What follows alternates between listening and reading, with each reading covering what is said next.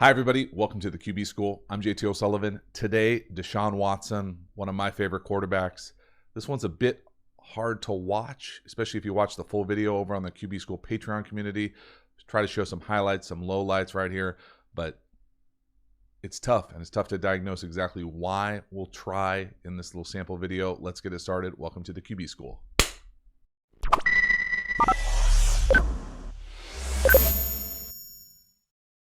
So as I mentioned, this is a small sample of what's available over on the QB School Patreon community, the full game analysis, the Texans versus the Steelers.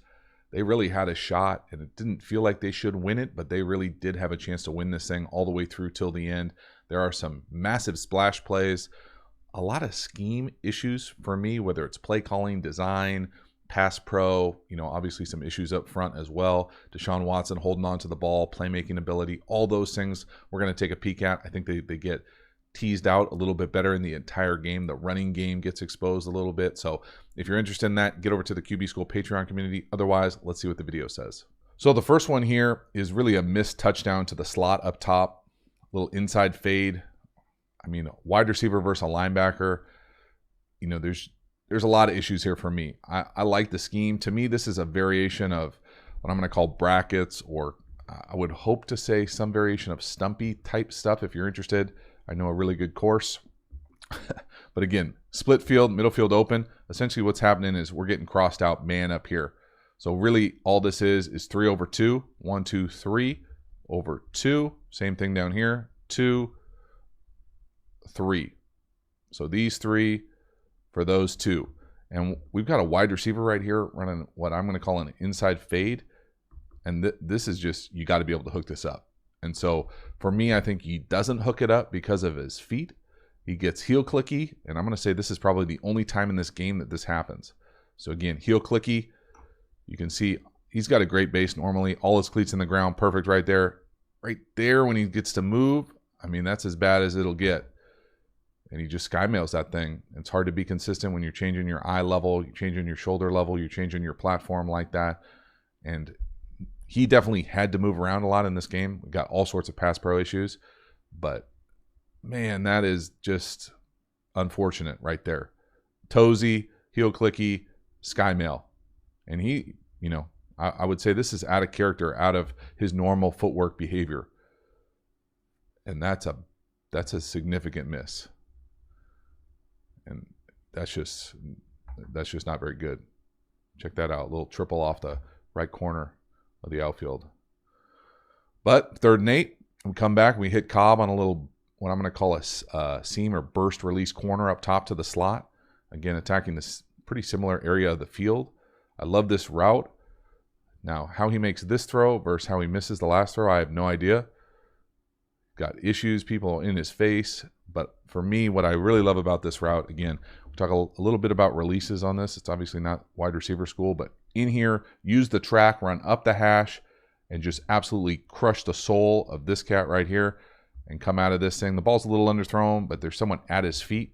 So you can just watch the route and how he just kills that DB. In, burst up. Oh, goodness. Tries to grab him, can barely get a hand on him. Great job bouncing back after a bad miss. So from the back end, we can see this is basically almost like a pseudo jump pass. Again, he's got pressure at him all day. One of his strengths is being able to kind of create from within the pocket, bring in 5 here, get a little game up front. But again, he's got to move. Got Watt on his edge on one leg. Left guard all day, getting walked back in your lap. Not fun. But again, check out that throwing position. That is making it happen, almost like a pseudo jump pass. Dime. Really nice job. Love the bounce back. 2nd and 12. You'll notice that the down and distance is behind him all day. I love this empty that they try to do with him. I wish they would do it more, to be honest with you. Down here, we get a little stick with it versus a cloud corner. So instead of letting it play, let me draw it out first. So what I mean by that, cloud corner, he's going to come here. We're going to get a half field. We're going to get a must outside release go. Pretty sure this is the back down here as well. And we're going to get this little sticker option. So what happens here is you got to be a potential for this cloud player. He comes in to play this, and you rip this, what is called a cover 2 hole shot right here. Perfect. Absolutely perfectly done from the middle of the field, a little bit rarer. Again, you can see 22 just come in, jump that thing right over the top. It doesn't get more obvious than that. Great job. They just don't think you're going to throw it to the back when he's out there. And they probably shouldn't, but he does a great job doing it right here. Again, I love this empty set, allowing him to deal, play point guard back there. Also love his footwork. This little, he's just always under control, it feels like. This little back pedal back, all his cleats in the ground. Look at the base, excellent. No to number one, reset, no heel click. Smooth, rhythmical, upper body, strike. That is the Deshaun Watson I want to see more of. Down here, 1st and 10. Let's go back and look at the clock here, just because this is a game situation. We got 28 seconds left. Got one timeout as the Texans, down 3.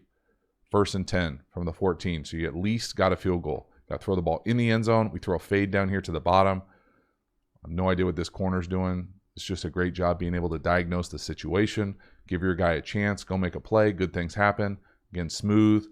Bit of a fadeaway shot here as far as his footwork. We'll see from the back end. But ball's up on his face. Give him a chance. Go make a play. 22 can't believe it. Neither could the DB coach probably. Again, footwork-wise here, I think he makes it unnecessarily difficult with the fadeaway footwork.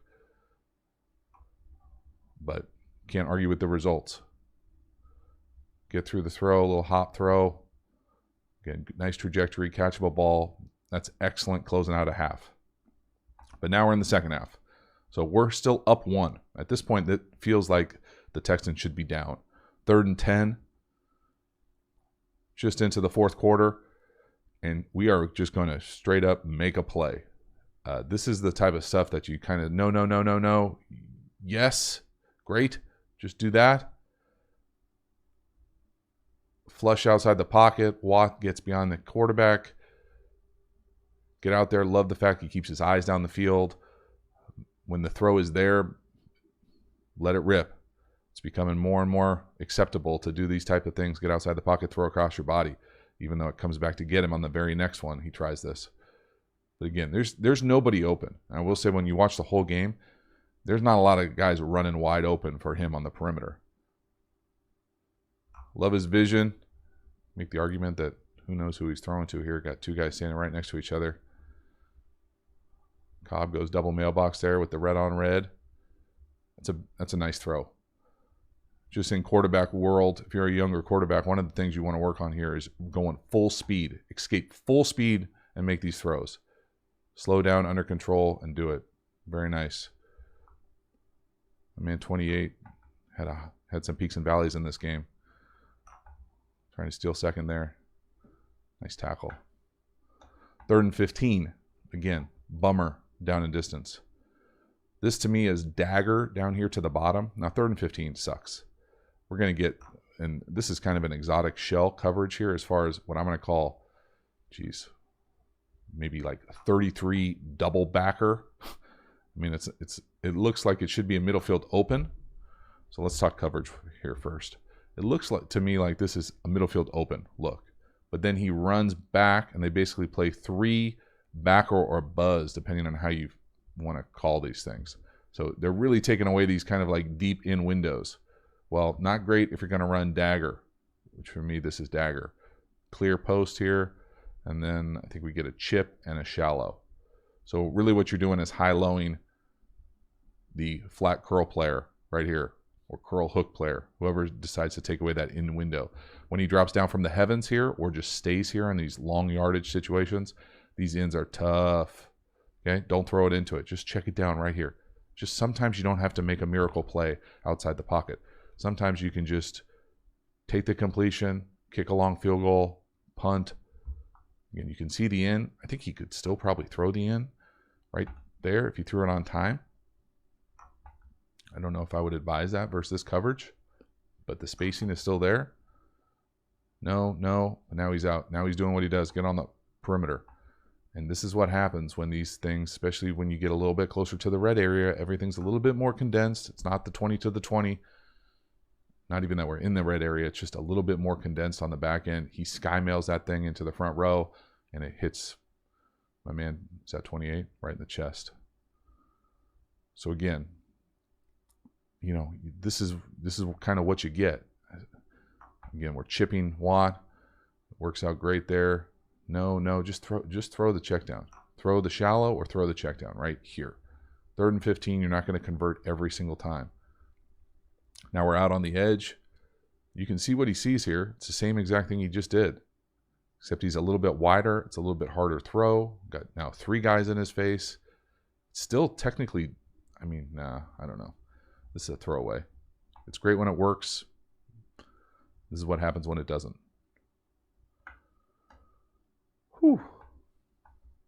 Then one more. I put this on here because this kind of really shows what I think are some issues going on as far as pass pro in this game. When they try to chip so much, they just can't help themselves. It's a variation of a pretty popular play nowadays. Quickly talk through the play. Some variation of post, wheel, and either stick or out here just to take advantage of this space right here. And it's there. But the problem is this little chip up top, he chips him so hard that he basically turns into a great stunt turbo booster right inside the right tackle and got no chance. So I know a lot of offensive line peeps, my favorite peeps, usually have pretty strong feelings about chips one way or the other. This is an example of why you don't want to do it. Watch 87 to our left, just eject Watt right into the B gap. I mean, it's tough. You got no chance versus this. So, you know, I see it both ways. Sometimes I see the value of it. Sometimes, obviously, this is an example of why you don't want to do a chip.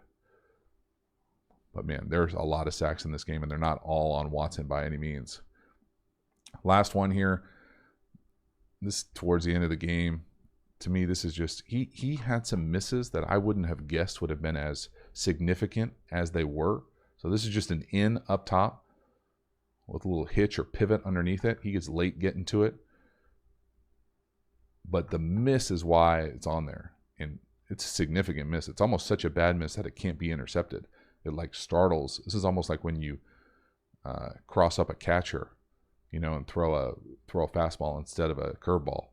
This thing looks like it crushes the DB right on the face. I mean, whew. Throw it right down the hash, you know, for whatever reason, whether he's reading the other side or he's late or he's looking at the line of scrimmage or he's looking at the rush, it's late. I mean, it's open.